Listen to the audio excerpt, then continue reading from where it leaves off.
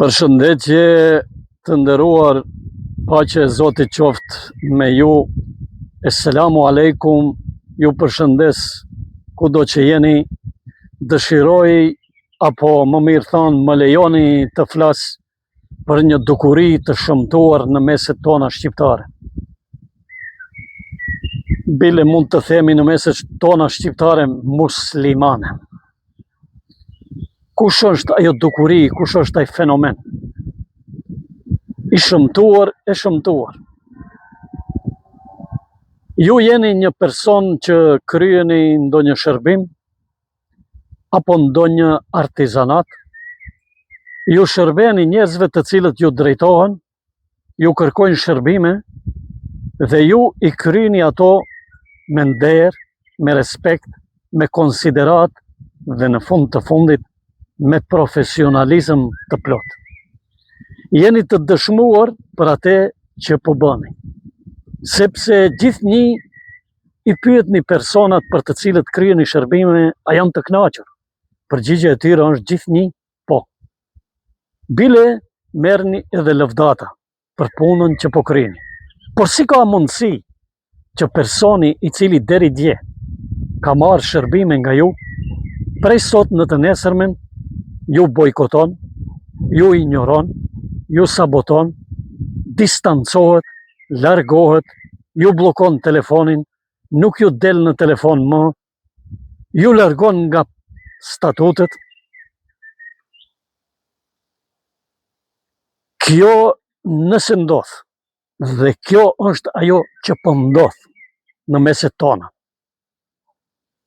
ta dini të nderuar dhe të nderuara se personi i cili apo e cila ka qenë e kënaqur, ka qenë i kënaqur me shërbimet në fjalë nga personi në fjalë, dhe nga momenti i caktuar ose nga një moment i caktuar, pa pritmas i ndërpret të gjitha marrëdhëniet.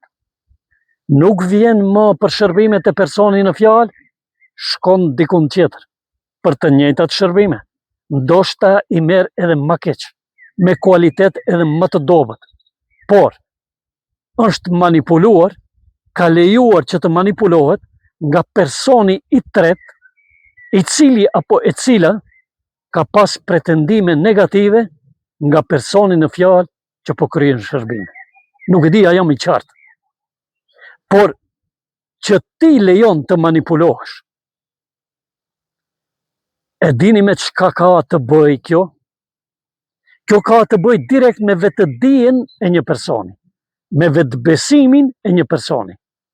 Sa ma i dobët vetbesimi, sa ma i ullët vetbesimi, sa ma e ullët vetëdija, sa ma e dobët vetëdija e një personi, aq ma i madh, aq ma intenziv është manipulimi që mund të ushtrohet ndaj këtij personi. Dhe më për këte ndodhin këto distancime, ndodhin këto shkëputje marrëdhënies miqësore, ose qofshin edhe profesionale në këtë rast. Sepse si ka mundësi të jesh i kënaqur, të jesh e kënaqur me shërbimin që të ofrohet, dhe për një moment, nga sot në të nesërmen pa prit mas, largohesh dhe me personin në fjalë tek i cili, tek e cila i e shërbyer, ke marrë shërbime, qofshin me pagesë, qofshin pa pagesë. S'ka kjo rëndësi as pak, sepse rëndësi ka që ke qenë e kënaqur, rëndësi ka që ke qenë i kënaqur me shërbimin që të është ofruar, dhe unë kur flas këtu për shërbim, e kam parasysh vetëm një shërbim, shërbimin njerëzor, shërbimin e moralshëm, shërbimin e familjarit, jo shërbimin e pamoralshëm, jo shërbim, jo njerëzor. Dhe nga gjithë këto, ti je e kënaqur, ti je i kënaqur, por çka ndodh? Nga manipulimi që të bëhet, nga manipulimi që të ushtrohet, ti lejon që të manipulohesh, ti lejon që dikush të instrumentalizoj për interesat e veta personale, për qëllimet e veta personale dhe largohesh nga personi për të cilin deri dje, deri në momentin e caktuar, ke pas konsiderat, ke pas respekt, e ke nderuar, e ke respektuar, dhe ke qenë e kënaqur me shërbimin që ta ka bo.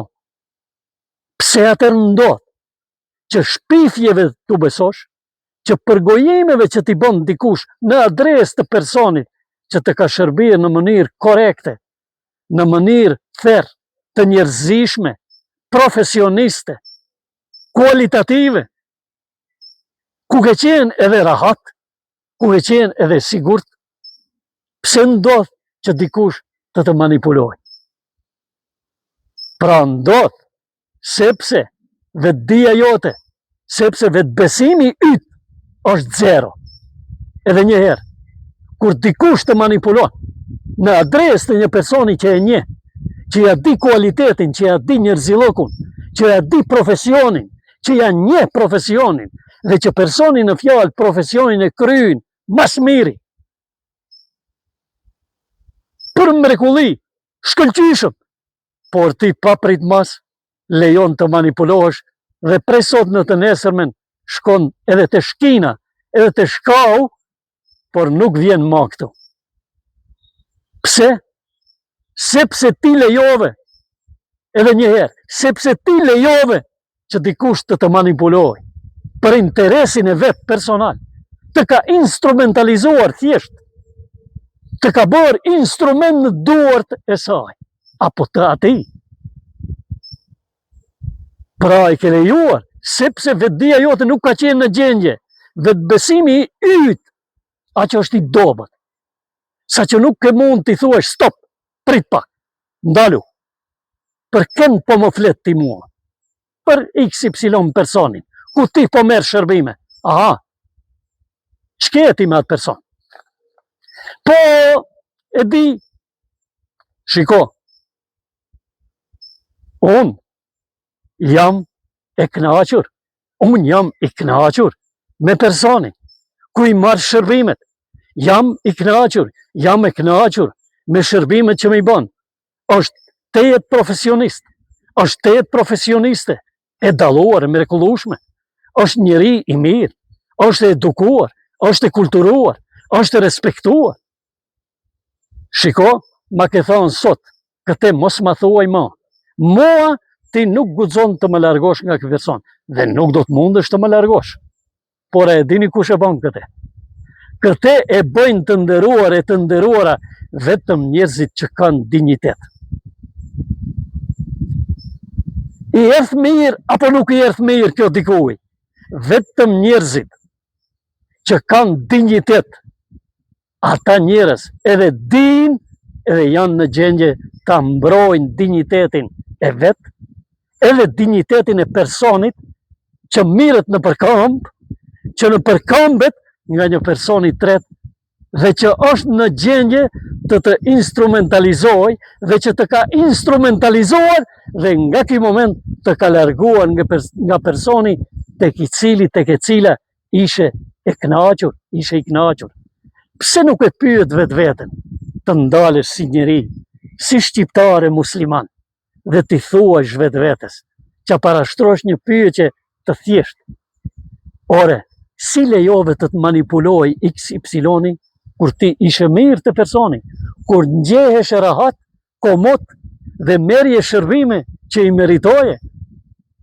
Pyete bre vetë veten, mos një bre kështu bre njerës, e shkatrut shoqërinë, i shkatrut marrëdhëniet miqësore, familjare, marrëdhëniet fqinësore, mos një bre, se dikushi që të bën shërbim, që është i sinqert dhe që është e sinqert, që është i dinjitetshëm dhe e dinjitetshme, ja ke për borç, wallahi, pasha Allahun, pasha Zotin një, ja ke bre borç që a kthesh me dinjitet, me sinqeritet, me respekt, ashtu si t'ka respektuar, ashtu si t'ka shërbyer, edhe ti që a kthesh në të njëjtën mënyrë, e jo ta luftosh, pa të luftuar, e jo ta mohosh, pa të mohuar, e jo të refuzosh pa të refuzuar, e jo të injorosh pa të injoruar, e jo të distancosh pa u distancuar ajo, ose ai. Ta ndalesh në rrugën në anën tjetër nëse e sheh, vetëm e vetëm të mos i japësh selam. E deri dje të ka shërbyer, të ka konsultuar ke pas nevojë për një këshill, ta ka dhënë falës. Nuk ka hezituar. Sot ti shkel atë me të dikamët, nuk e përshëndet ma, nuk i jep selam ma, dhe vetëm vazhdon ta quajsh shqiptare, shqiptar, muslimane, musliman. Jo, jo. Të gjithë këto njerëz që janë kështu, që dinjitetin e mbulojnë me balt. Të gjithë njerëzit të cilët dinjitetin e mbulojnë me pislëk, e kthejnë të dinjitetshmen me manipulim, me ignorim, me distancim, me largim. Ta blokon telefoni, ta blokon statuti, të largon nga statuti në telefon, të largon dhe ta blokon numrin e telefon, nuk don të ketë punë ma me ty, edhe pse deri në momentin e caktuar ka qenë e kënaqur, ka qenë i kënaqur. Në momentin që lejoj që të manipulohet nga një person i tret apo e tretë, çka? I haroj gjitha që ja ofrove. Një gjë e tillë të nderuar është në kundërshtim me parimin kombëtar, me parimin fetar dhe me parimin njerëzor.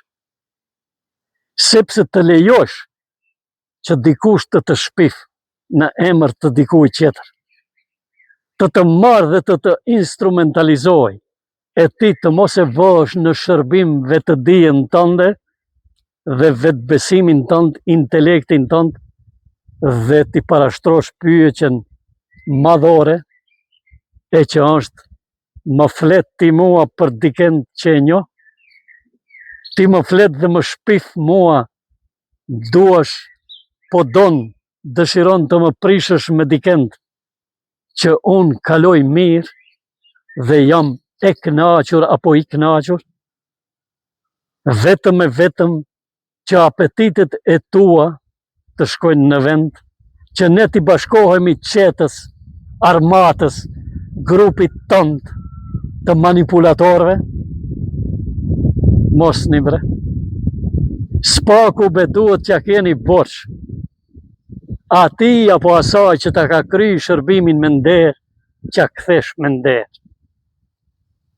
Dhe unë kam një porosi për ju për fund. Mendojeni, kujtojeni edhe një herë këtë veprim. Në qoftë se jeni nga ata të cilët jeni manipuluar nga persona të tretë në adresë të personit që ka qenë korrekt ndaj jush, kthehuni prapa atje. Se këtë borç, wallahi, pasha Allahun, ju vetëm në ditën e gjykimit do të mund ta lani. Asnjëherë tjetër. Ju nuk po e luftoni një zullumqar, apo një zullumqare. Ju po e luftoni një njeri të ndershëm, një zonjë të ndershme, një zotni të ndershëm. Dhe kjo nuk duhet që ketë hije juve. Sepse ta luftosh një të ndershëm, një të ndershme, një korrekt njeri, një njeri fer, që ka fernes, kjo është borç i madh tek Allahu. Ta dini këtë.